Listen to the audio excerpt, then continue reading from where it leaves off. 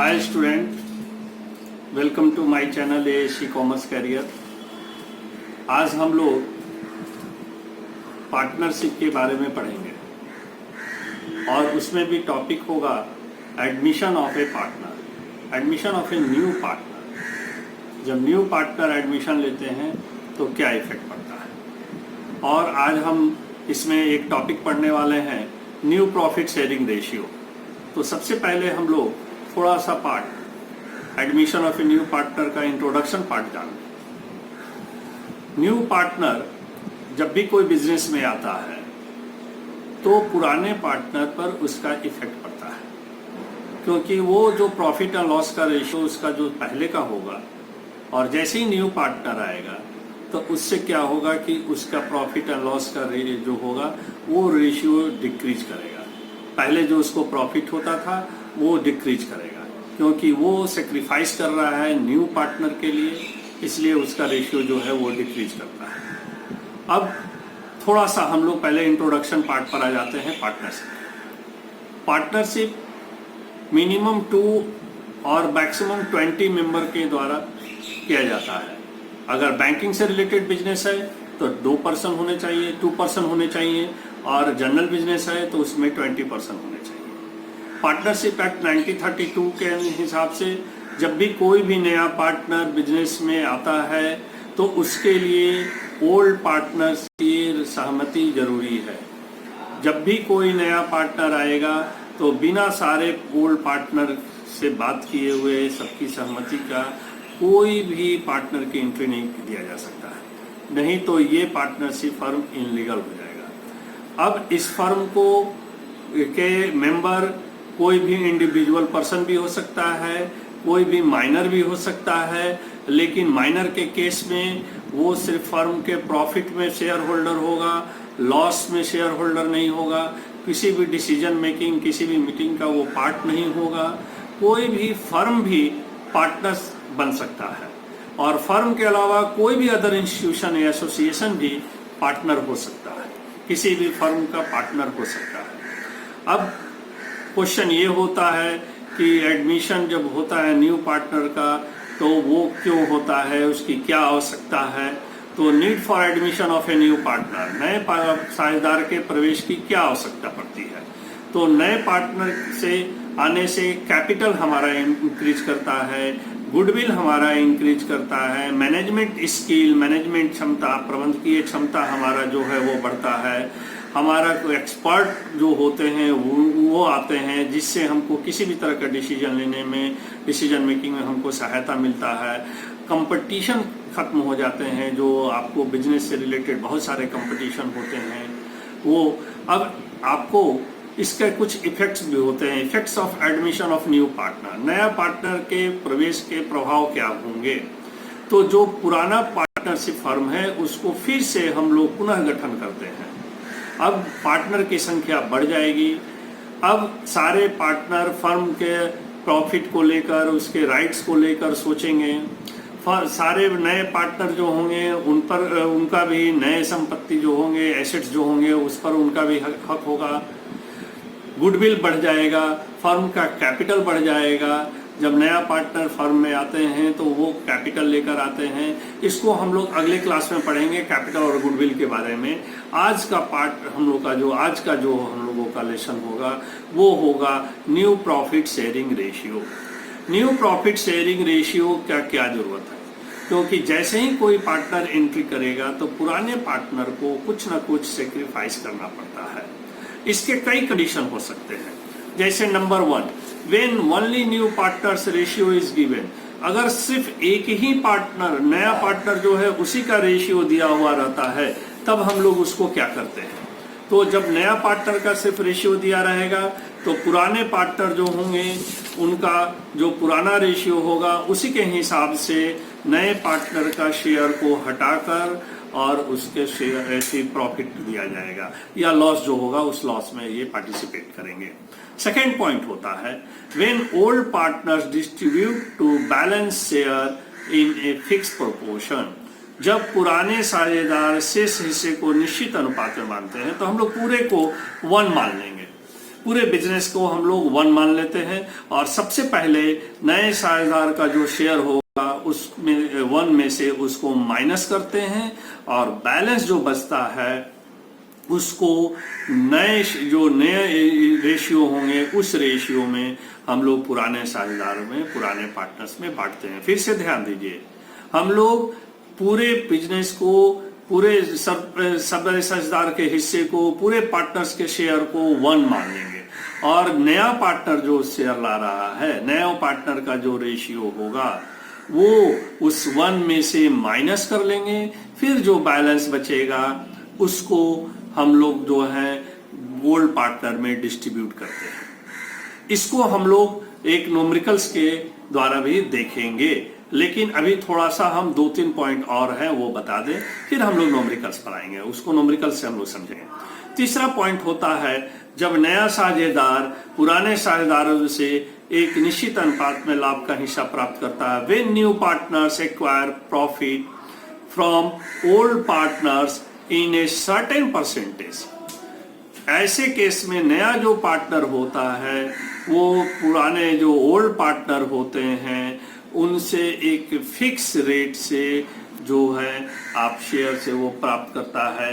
जैसे इसके लिए ये भी हो सकता है कि जैसे हम लोग मान लें कि ए और बी 2 पार्टनर थे पहले से, नया पार्टनर सी आया तो ए और बी से वो कितना एक्वायर कर रहा है, वो उसके लिए ए और बी जो हैं कितना सेक्रीफाइस कर रहे हैं, ये ध्यान देने की चीज है इसमें। इसको भी आगे हम लोग न्यूमेरिकल से समझेंगे, हर पॉइंट को हम लोग न्यूमेरिकल से समझेंगे। Next point, 4 point, when new partners acquire his share entirely from 1 partner.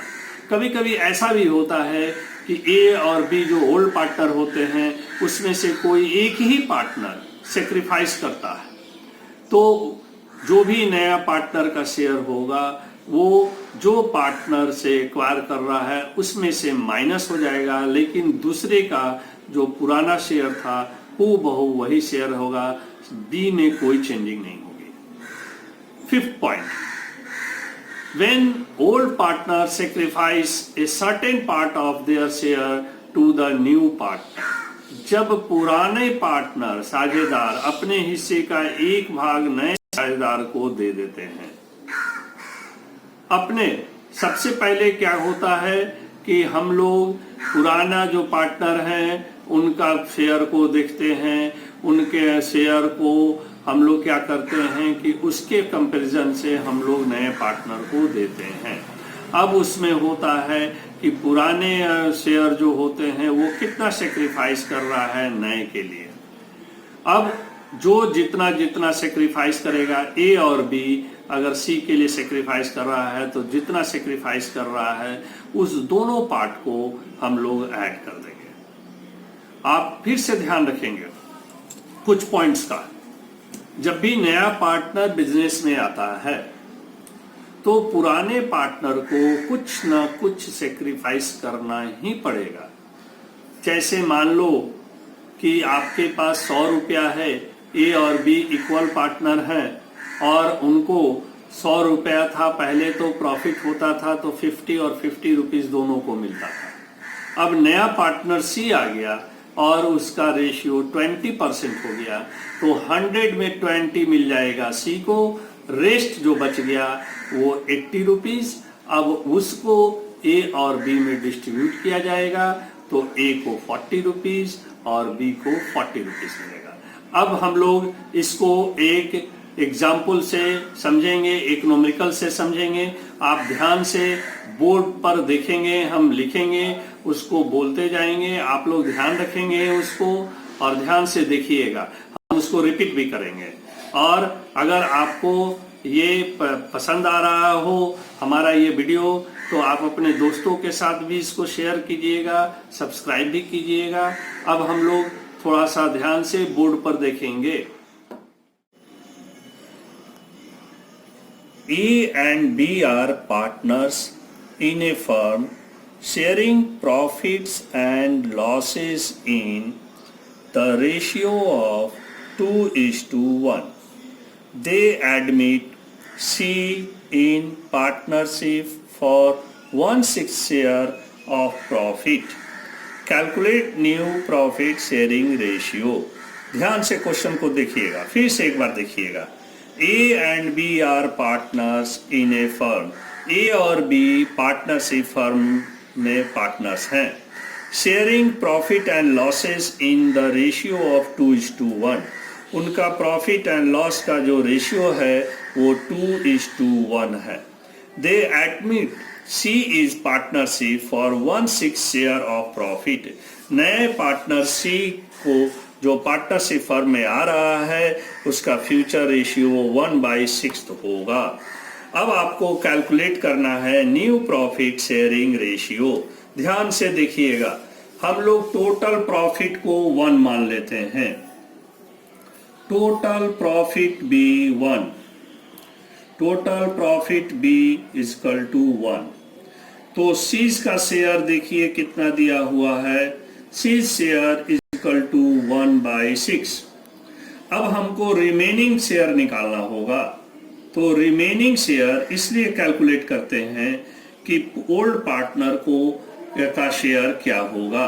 तो रिमेनिंग शेयर इक्वल टू होगा 1 माइनस 1/6, यानी 6 अगर आप एलसीएम लेते हैं तो 6 माइनस 1 इक्वल टू 5/6। अब ये दोनों पार्टनर जो होंगे उनका होगा रेशियो 5/6 को अब हम डिस्ट्रीब्यूट करेंगे।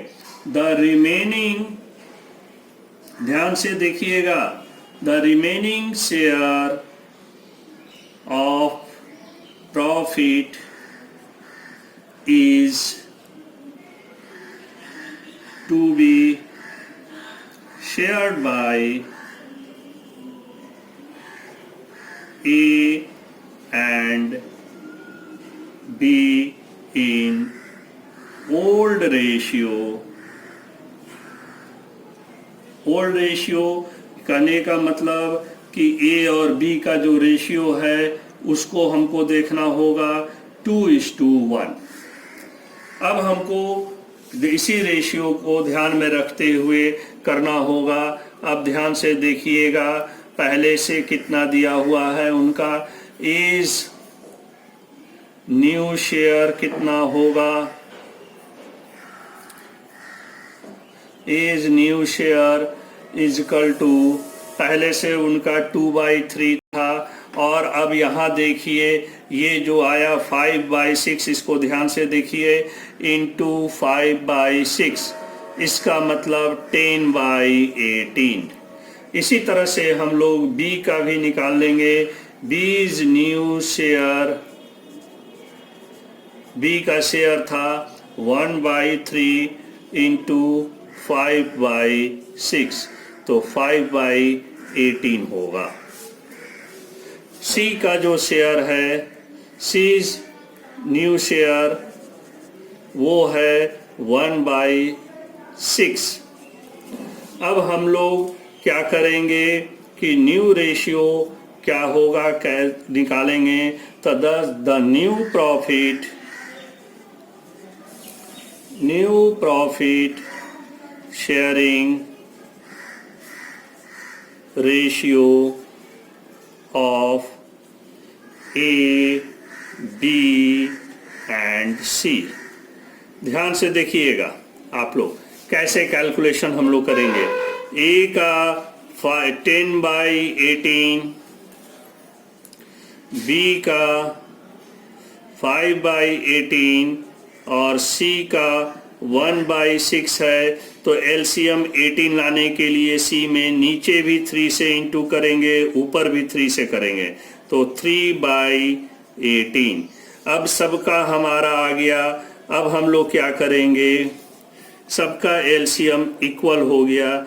तो ABC ध्यान दीजिएगा, 10/18, 5/18 एंड 3/18, तो 10:5:3 ये न्यू रेशियो हो गया हमारा। फिर से एक बार ध्यान दीजिएगा आप लोग, फिर से आइए कि आपको सबसे पहले हम लोग टोटल प्रॉफिट भी 1 मान लेंगे। सीज का शेयर 1/6 है तो 1 में से 1/6 को माइनस करेंगे तो 5/6 आएगा। इसको ध्यान रखिए, यही ओल्ड पार्टनर्स में डिस्ट्रीब्यूट होगा, क्योंकि ओल्ड पार्टनर का यही पार्ट होने वाला है। आपको मैंने बताया कि 100 रुपए आपके पास है, नए पार्टनर को अगर आप 20 रुपया दे रहे हैं तो 80 रुपया बचा, तो वही यहाँ पर 5/6 बचा, जो कि ओल्ड पार्टनर को यही होगा, यही रेशियो होगा। The remaining share of profit is to be shared by A and B in old ratio 2:1। ये रिमेनिंग जो शेयर होगा उसको हम लोग, जो ओल्ड रेशियो 2:1 होगा, उसमें हम लोग डिस्ट्रीब्यूट करेंगे। ए का न्यू शेयर निकालेंगे तो ए का ओल्ड था 2/3 इंटू 5/6। इसी तरह से बी का न्यू शेयर निकालेंगे, उनका 1/3 था इंटू 5/6, तो 10/18 और 5/18 आया। जबकि सी का 1/6 है, तो सबका एलसीएम इक्वल करना होगा हमको। तो ए का है 10/18, बी का है 5/18, सी का है 1/6, तो इनका एलसीएम 18 और 18 है, तो इनका भी एलसीएम 18 लाने के लिए ऊपर भी 3 से और नीचे भी 3 से हम लोग इंटू करेंगे। अगर आप इसको कैंसिल कर दीजिएगा तो 1 हो जाएगा, कोई फर्क नहीं पड़ेगा, और न्यू रेशियो हो जाएगा 1:A:B:C equal to 10:5:3। New profit sharing ratio से रिलेटेड अभी हम लोगों ने एक न्यूमेरिकल्स देखा। आगे आपको हम इस टॉपिक से रिलेटेड और भी बहुत सारे न्यूमेरिकल्स जो हैं अपने चैनल ASC कॉमर्स कैरियर के माध्यम से अपलोड करेंगे। आप लोग उसको देखें और इसका फ़ायदा उठाएं। आप अगर आपको पसंद आए तो आप इसको शेयर भी करें, सब्सक्राइब भी करें और अपने दोस्तों को भी भेजें और उन्हें भी बोलें। अगर उनको भी पसंद आता है तो इस चैनल को शेयर करें, सब्सक्राइब करें। ASC कॉमर्स कैरियर और मेरी तरफ से आपका जो भी प्रॉब्लम्स होगा उसको टाइम टू टाइम जो सॉल्व करने का कोशिश किया जाएगा। Thank you.